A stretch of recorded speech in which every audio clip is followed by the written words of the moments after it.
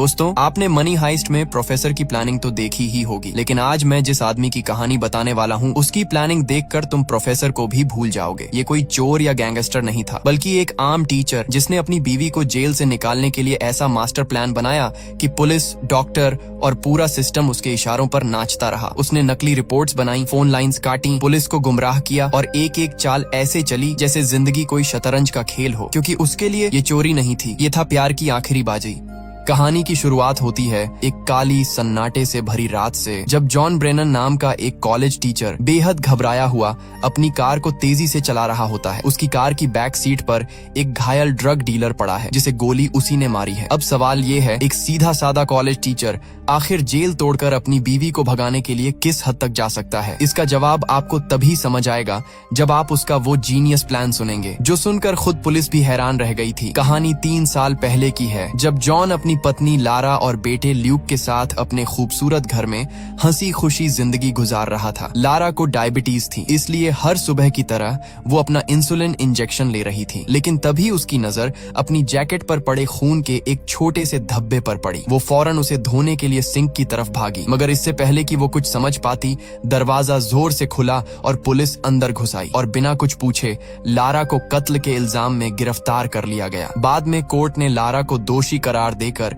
उम्र कैद की सजा सुना दी, लेकिन अब भी कोई ठोस सबूत नहीं था जो पुलिस को फिर से जांच करने पर मजबूर कर सके, बल्कि सारे मौजूदा सबूत तो लारा के ही खिलाफ थे। जैसे उसके ऑफिस की एक सहकर्मी ने उसे कत्ल की जगह से निकलते हुए देखा था, उसकी जैकेट पर खून के निशान मिले थे और जिस हथियार से कत्ल हुआ था उस पर उसकी उंगलियों के निशान थे। ये सब देखकर वकील ने जॉन से साफ कह दिया, जिसके बाद जॉन ने ठान लिया और सीधे कहा वो जेल से जरूर बाहर आएगी, चाहे कुछ भी हो जाए। इसके बाद वो लारा से मिलने पहुंचा और वकील की कही बातें उसे बताईं। जॉन की आंखों में आंसू थे और उन्हें देखकर लारा सब समझ गई। उसके चेहरे पर निराशा उतर आई, वो फूट फूट कर रोने लगी, जैसे अब उसके अंदर उम्मीद की आखिरी किरण भी बुझ गई हो। लेकिन किस्मत जैसे जॉन का इम्तिहान ले रही थी। उस रात उसे खबर मिली कि लारा को अचानक अस्पताल में भर्ती कराया गया है। वो बिना एक पल गंवाए वहाँ पहुंचा, मगर अस्पताल के स्टाफ ने उसे लारा से मिलने नहीं दिया। जॉन ने डॉक्टर और पुलिस से खूब बहस की, झगड़ा किया। आखिरकार उसे थोड़ी देर के लिए मिलने की इजाजत मिल ही गई। जब वो अंदर गया, उसने देखा कि लारा को हथकड़ी से बिस्तर पर बांधा गया है और उसकी कलाई पर पट्टी बंधी हुई है। बस एक नजर में ही जॉन सब समझ गया। लारा ने शायद जिंदगी से हार मान ली थी। उसी पल जॉन के भीतर कुछ टूट गया और उसने मन ही मन कसम खाई कि अब चाहे दुनिया उसके खिलाफ क्यों ना हो, वो लारा को जेल से बाहर निकाल कर ही रहेगा। अब जॉन ने अपने मिशन की तैयारी शुरू की। वो जेल से भागने पर लिखी हर किताब पढ़ने लगा, हर छोटी बड़ी जानकारी इकट्ठा करने लगा। फिर वो डेमन नाम के एक शख्स से मिलने गया, जो अब तक 7 बार जेल से भाग चुका था। डेमन ने उसे समझाया,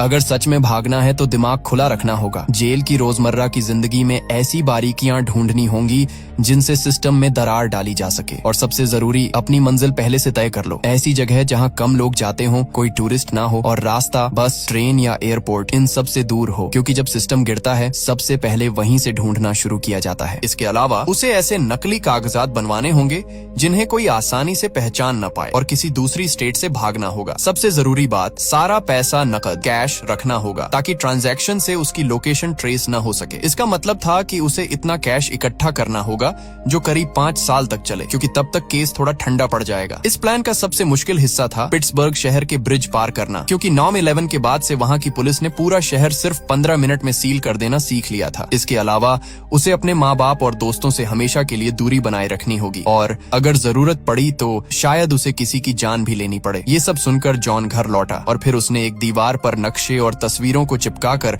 अपने प्लान का हिसाब लगाना शुरू कर दिया। जब भी वो जेल में लारा से मिलने जाता, वो वहाँ की छोटी छोटी बारीकियों को बड़े ध्यान से नोट करता। उसने देखा कि लिफ्ट में एक होल था और दूसरी तरफ कुछ कर्मचारी छत की लीकेज ठीक करने आए हुए थे। साथ ही उसने ये भी नोट किया कि कौन से ट्रक रोज वहाँ रुकते थे। अब जॉन इस प्लान में इतनी गहराई से उतर चुका था कि वह कॉलेज में पढ़ाते हुए भी अपने लैपटॉप पर इन बारीकियों की जांच करता रहता। अंत में उसने फैसला किया अपने घर को बेच देना चाहिए, क्योंकि इस प्लान के लिए उसे बहुत सारा पैसा चाहिए था। अब उसे नकली कागजात बनवाने थे, जिसके लिए वो शहर के एक खतरनाक मोहल्ले में जाने लगा। वहाँ उसने एक डीलर से ऑक्सीकॉन्टिन खरीदना शुरू किया और बातों बातों में उससे नकली पासपोर्ट बनाने वाले का पता पूछ लिया। कई कोशिशों के बाद उसे एक आदमी मिला जिसने कहा अगर सच में पासपोर्ट चाहिए तो बार में जाकर एक डीलर से मिलो। लेकिन यहाँ जॉन के साथ धोखा हो गया। जैसे ही वो वहाँ पहुँचा, कुछ गुंडों ने उस पर हमला किया और उसके सारे पैसे छीन लिए। उसी बार में बैठे माइक नाम के आदमी ने ये सब अपनी आंखों से देखा। कुछ दिन बाद जॉन फिर उसी मोहल्ले में लौटा, लेकिन इस बार 2 बाइक्स उसका पीछा कर रही थी। किसी तरह वो अपने घर पहुंचा ही था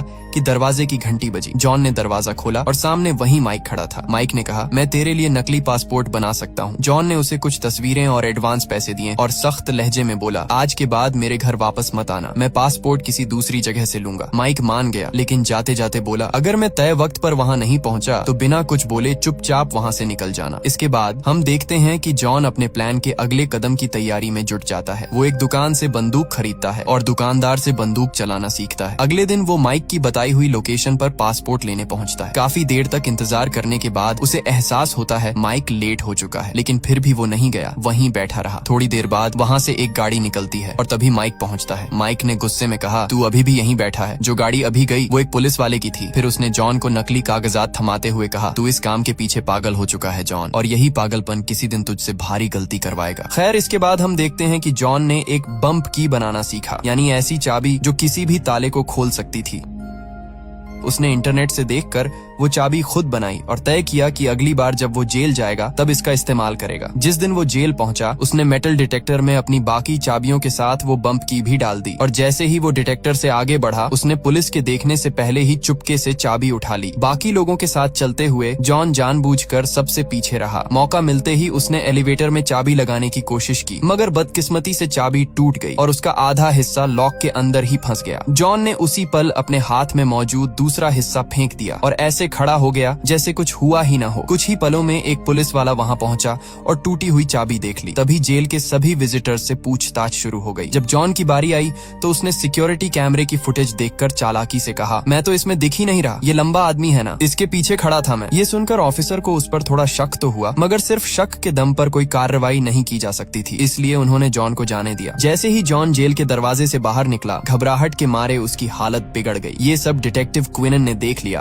और अब उसे भी जॉन पर शक होने लगा। तब से क्विनन ने चुपके से जॉन पर नजर रखना शुरू कर दी, लेकिन जॉन इससे बिल्कुल अनजान था। वो तो धीरे धीरे अपने घर का सामान बेचने में लगा हुआ था और जब भी उसका भाई मिलने आता, जॉन छिपकर बैठ जाता ताकि कोई उसके हालात न समझ सके। एक दिन दोपहर में जॉन अपने बेटे ल्यूक को पार्क ले गया, जहाँ ल्यूक के दोस्त कैरी की माँ ने उसे कैरी की बर्थडे पार्टी में आने का न्योता दिया। लेकिन जॉन का दिमाग अब किसी और ही दुनिया में खोया हुआ था। वो फिर से अपने प्लान की तैयारी में जुट चुका था। इसी दौरान उसने जेल के बाहर रुकने वाली एक नई मेडिकल वैन देखी और उसी पल उसके दिमाग में एक जबरदस्त आइडिया आया। अब वो इसी वैन के जरिए अपने प्लान को अंजाम देने वाला था। उसने लारा की डायबिटीज पर रिसर्च की, फिर कई दिनों तक उस वैन का पीछा करके उसके आने जाने का ठीक समय पता लगाया। इसके अलावा उसने इंटरनेट से सीखा कि टेनिस बॉल की मदद से किसी गाड़ी का लॉक कैसे खोला जा सकता है। अगले दिन उसने वही तरीका अपनाया। टेनिस बॉल से मेडिकल वैन का दरवाजा खोला और अंदर से लारा की मेडिकल रिपोर्ट्स की तस्वीरें ले लीं। बाद में उसने नकली रिपोर्ट तैयार की जिसमें दिखाया गया कि लारा की तबीयत बेहद खराब है। कुछ दिन बाद जब जॉन लारा से मिलने पहुंचा तो लारा ने उसे एक बुरी खबर दी। 3 दिन बाद उसे एक और भी सख्त जेल में ट्रांसफर किया जाने वाला था। ये सुनकर जॉन के पैरों तले जमीन खिसक गई। अब उसके पास सिर्फ 3 दिन थे अपने प्लान को पूरा करने के लिए। सबसे बड़ी परेशानी ये थी कि उसका घर अभी तक बिका नहीं था और उसके पास वो पैसे नहीं थे जिनसे भागने का इंतजाम किया जा सके। आखिरकार जॉन ने अपनी बंदूक उठाई और एक बैंक लूटने के इरादे से निकल पड़ा, लेकिन वहां पहुंचकर भी वो खुद को रोक न सका। उसके हाथ कांपने लगे और वो हिम्मत नहीं जुटा पाया। कुछ देर तक बैंक के बाहर खड़ा रहा, फिर चुपचाप लौट आया। बाद में वो फिर से लारा से मिलने जेल पहुंचा और कहा कि वो उसे दूसरी जेल में भेजे जाने के खिलाफ अपील करेगा। ये सुनकर लारा गुस्से से भर गई क्योंकि जॉन अब भी हकीकत को स्वीकार करने को तैयार नहीं था। लारा ने कहा, तुम किसी सपने में जी रहे हो जॉन, तुम्हें लगता है कि मैं यहाँ से छूट सकती हूँ, लेकिन हकीकत ये है कि ऐसा कभी नहीं होगा। आखिरकार जॉन को रोकने के लिए लारा ने आंसू भरी आंखों से कबूल कर लिया कि उसने ही कत्ल किया था। वो चाहती थी कि जॉन अपनी जिंदगी में आगे बढ़े, किसी और के साथ एक नई शुरुआत करे, लेकिन जॉन को अब भी उस पर यकीन नहीं हुआ। वो फिर से लारा से मिलने गया, इस बार और भी मजबूत इरादे के साथ। साथ। उसने लारा से कहा, तुम हिम्मत मत हारो, मैं तुम्हें यहाँ से जरूर निकालूंगा। अब जॉन को जैसे तैसे पैसों का इंतजाम करना था। रात होते ही वो उसी खतरनाक मोहल्ले में लौटा। वहाँ उसने एक डीलर का पीछा किया और उसके बॉस के घर तक पहुँच गया। मौका मिलते ही जॉन ने अचानक डीलर को पकड़ लिया और उसे धक्का देकर घर के अंदर घुस गया। इसी दौरान घर के कुत्ते ने उसकी टांग पर काट लिया, लेकिन जॉन ने बंदूक तान दी और उन्हें डराते हुए बोला, एलेक्स, कुत्ते को कमरे में बंद करो, अभी के अभी। अब जॉन ने उनसे पैसों की मांग की तो उन्होंने डर के मारे अपनी जेब में रखे सारे पैसे उसे दे दिए। एलेक्स ने ठंडी हंसी के साथ कहा, तेरे अंदर किसी को मारने की हिम्मत नहीं है, कुत्ते तक पर गोली चला नहीं पाया तू। लेकिन तभी जॉन ने विस्की की बोतल जमीन पर उड़ेल दी और एक चिंगारी से उसमें आग लगा दी। आग की लपटें देखते ही कमरे का माहौल डर और तनाव से भर गया। एलेक्स घबरा गया और बोला, घर में एक बच्चा है। वो बच्चे को बचाने के लिए ऊपर की तरफ भागा, लेकिन जॉन ने भी फौरन डीलर को अपनी ढाल बनाकर उसके पीछे पीछे कदम बढ़ा दिए। असल में यही चाल जॉन के काम आ गई, क्योंकि एलेक्स ऊपर बंदूक लेने ही आया था। जैसे ही उसने जॉन पर गोली चलाई, गोली सीधी डीलर को जा लगी। अब एलेक्स ने दोबारा निशाना साधने की कोशिश की, मगर इससे पहले कि वो ट्रिगर दबाता, जॉन ने एक ही झटके में उसे गोली मार दी। इसके बाद जॉन ने घर के हर कमरे की तलाशी ली और जल्द ही उसे पैसों से भरा बैग मिल गया। भागते वक्त उसकी नजर पड़ी, डीलर अब भी जिंदा था, जमीन पर पड़ा दर्द से कराहते हुए मदद मांग रहा था। यहीं से कहानी की शुरुआत होती है, जब जॉन उस बुरी तरह जख्मी डीलर को अपनी गाड़ी में ले जा रहा था। रास्ते में उसकी गाड़ी की टेल लाइट टूट गई थी। जॉन ने उसे अस्पताल ले जाने के बारे में सोचा, मगर इससे पहले कि वो कुछ कर पाता, डीलर ने गाड़ी में ही दम तोड़ दिया। आखिरकार जॉन ने उसकी लाश एक बस स्टॉप पर छोड़ दी और फिर अपने प्लान के मुताबिक एक पार्किंग लॉट में जाकर फेंस काटने लगा। उधर एलेक्स के घर में आग लग चुकी थी और कुछ देर में पुलिस मौके पर पहुंच गई। उन्हें वहां जमीन पर खून के धब्बे मिले और सबूत के तौर पर गाड़ी की टूटी हुई टेल लाइट भी। इधर जॉन काम खत्म करने के बाद अपने माता पिता के घर रात बिताने चला गया। जब उसके पिता ने उसका बैग उठाया तो उनकी नजर अंदर रखे प्लेन टिकट्स पर पड़ी और उसी पल उन्हें समझ आ गया कि जॉन क्या करने जा रहा है। अगली सुबह जाने से पहले जॉन ने लूक से कहा कि वो अपने दादा दादी को गले लगाए, क्योंकि वो जानता था ये उनकी आखिरी मुलाकात होगी। अंत में जॉन के पिता ने भी उसे मजबूती से गले लगाया और भारी मन से अलविदा कहा। आखिरकार आज वो दिन आ चुका था। जॉन अपने प्लान को अंजाम देने वाला था। उसने सारा सामान बांधा और अपने सारे नक्शे और कागज फाड़कर 2 अलग अलग कूड़े के बैग्स में डाल दिए। इसके बाद जॉन मेडिसिन सेंटर पहुंचा और बिना वक्त गंवाए वहां की फोन लाइंस काट दी। फिर वो चुपचाप एक वैन में घुस गया और लारा के ब्लड सैंपल्स बदल दिए। अब असली रिपोर्ट की जगह रख दी गई थी उसकी बनाई हुई नकली रिपोर्ट। इसके बाद जॉन ने लूक को उसके दोस्त कैरी की बर्थडे पार्टी के लिए छोड़ा। जाते जाते उसने कैरी की माँ से कहा, अगर मुझे आने में थोड़ी देर हो जाए तो लूक की जेब में उसके दादा दादी का नंबर है। वहीं दूसरी तरफ हॉस्पिटल में डॉक्टरों ने जब ब्लड रिपोर्ट देखी तो उन्हें कुछ गड़बड़ लगी और उन्होंने लैब को कॉल करने की कोशिश की, मगर फोन लाइन बंद थी। अब इंतजार किए बिना उन्होंने इन्हीं रिपोर्ट्स के आधार पर लारा को हॉस्पिटल में भर्ती कर लिया। इधर पुलिस को टूटी हुई टेल लाइट से गाड़ी का मॉडल मिल गया। थोड़ी और जांच पड़ताल के बाद सारे सबूत जॉन की तरफ इशारा करने लगे। जैसे ही वो जॉन के घर पहुंचे, उन्हें वो दीवार मिली जिस पर जॉन ने अपनी पूरी प्लानिंग और नक्शे बनाए थे। इसी बीच डिटेक्टिव्स को खबर मिली कि लारा को हॉस्पिटल में भर्ती किया जा रहा है। अब उन्हें जॉन के इरादों पर पूरा शक हो गया और उन्होंने भी जल्द से जल्द हॉस्पिटल पहुंचने का फैसला किया। लेकिन जॉन उनसे पहले ही पहुंच चुका था। वो डॉक्टर का कोट पहनकर लारा के कमरे में घुस गया। फिर उसने पुलिस वालों को बंदूक से धमकाया और लारा की हथकड़ियां खुलवा दी। इसके बाद उन पुलिस वालों को कुर्सियों से बांध दिया, मगर तभी लारा ने जॉन के साथ भागने से इनकार कर दिया। इस बात पर जॉन बुरी तरह भड़क गया। उसने गुस्से में कहा, तो फिर अपने बेटे को फोन कर दे, बता दे कि आज उसके माँ बाप जिंदा वापस नहीं आएंगे। ये सुनकर लारा को समझ आया कि हालात कितने खतरनाक हो चुके हैं। उसे एहसास हुआ कि अगर वो अब नहीं भागी तो जॉन सच में किसी को भी मार सकता है। आखिरकार लारा ने जल्दी से जॉन के दिए कपड़े पहने, लेकिन तभी एक नर्स ने उन्हें देख लिया। दोनों तुरंत एलिवेटर में घुस गए। उधर नर्स ने जोर से चिल्लाकर सिक्योरिटी को बुला लिया था। वहीं जॉन और लारा ने जल्दी से अपने सफेद कोट उतारे